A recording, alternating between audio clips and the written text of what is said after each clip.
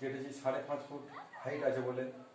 কিন্তু এটা যদি গ্রাউন্ড ফ্লোর হতো তাহলে আমরা কোনো পাথর টাইলসের কাজ করতে গেলে সেটাকে আমরা ডাউন করতে পারতাম, কিন্তু এখানে ছাদের উপরের অংশ এবং এখানে টাইলস বসানো আছে। হাইট কম হওয়ার কারণে দেখুন চতুর্দিকে ওয়াল বিম দেওয়া আছে। 6 ইঞ্চি আমাদের ঘাটতি হওয়ার কারণে আমরা এখানে লিন্টনটাকে আউট করলাম। এতে কিন্তু কোনো দেওয়ালের ক্ষতি হলো না, আমরা সেইভাবে কাজটা করলাম। কারণ এখানে যা কিছু আছে এগুলো সব ওল্ড মডেলের। আমরা এই ওল্ড মডেলটাকে আমরা পুরো নিউ মডেলে নিয়ে যাব। এখানে যেহেতু আমরা ফল সিলিং করবো, এদিকে দেখুন ওল্ড মডেলের সুইচ বোর্ড দেওয়া আছে। এদিকে modular PVC box, surface casing wiring করা আছে।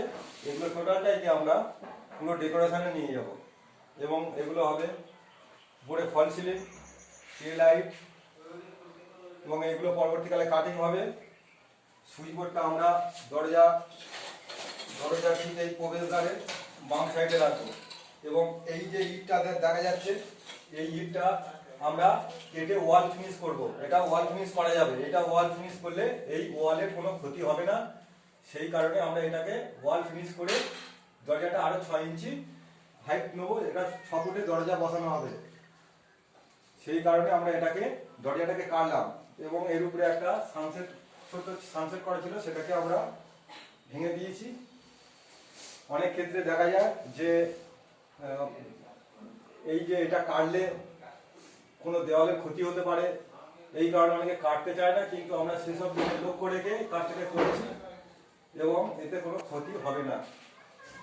এটা সুরক্ষা ইলেকট্রিক অ্যান্ড মেশিন সেন্টার আছে। টোটালটাই ডেকোরেশনে চলে যাবে। পরের ভিডিওতে আমরা দেখাবো।